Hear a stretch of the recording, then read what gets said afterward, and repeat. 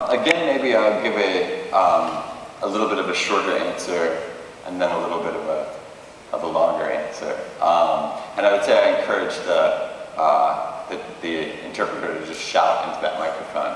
It would be very helpful. But the short answer is that when we use the verb decide, this is very interesting, and it's very hard for students too, because I teach writing, and it's kind of a terrible thing to say to them, but it's like, when I say I decided to do it, it makes it sound very premeditated, but a lot of the writing for me has a strange feeling of the decisions being made for me, or my instincts telling me certain things.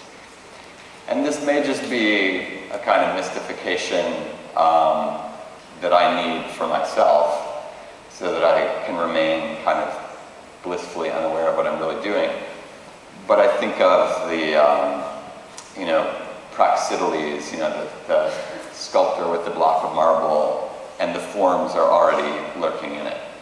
So, the easy answer is that I just sat down, at one point, and this prologue just came out. I thought, that's interesting. That feels solid.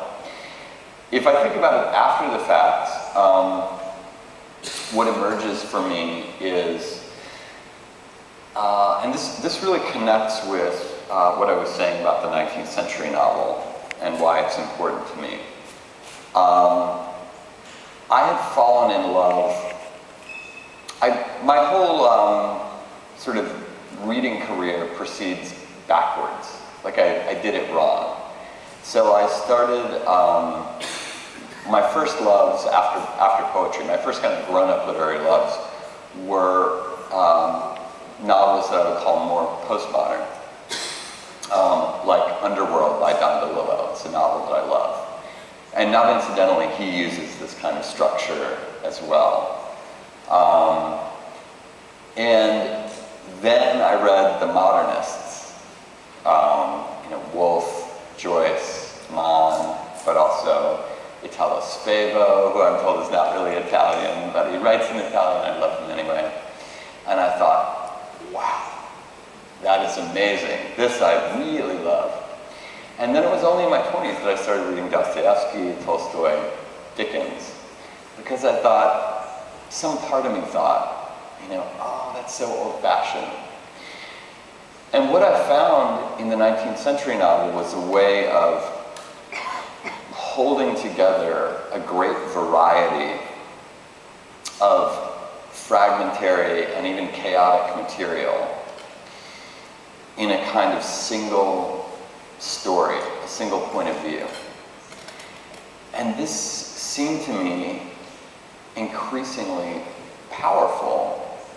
Like the more the technological advances made the modern world seem like a fragmentary barrage of information in which we are just powerless. We're like little bits of flotsam floating on a great sea of, Lady Gaga clips or something. It just started to seem really powerful to me that a story can bind things together and can find the through line where none seems to exist. And in fact, our lives are like that. History is like that. 30 years from now, people are going to look back on this time period and they're going to see a story. We just don't know we're in it. And if you think about your own life, it's kind of like this.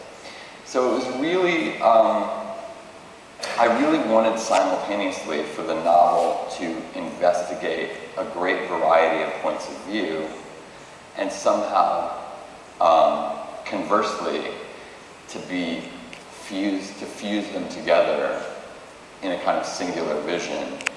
And having this frame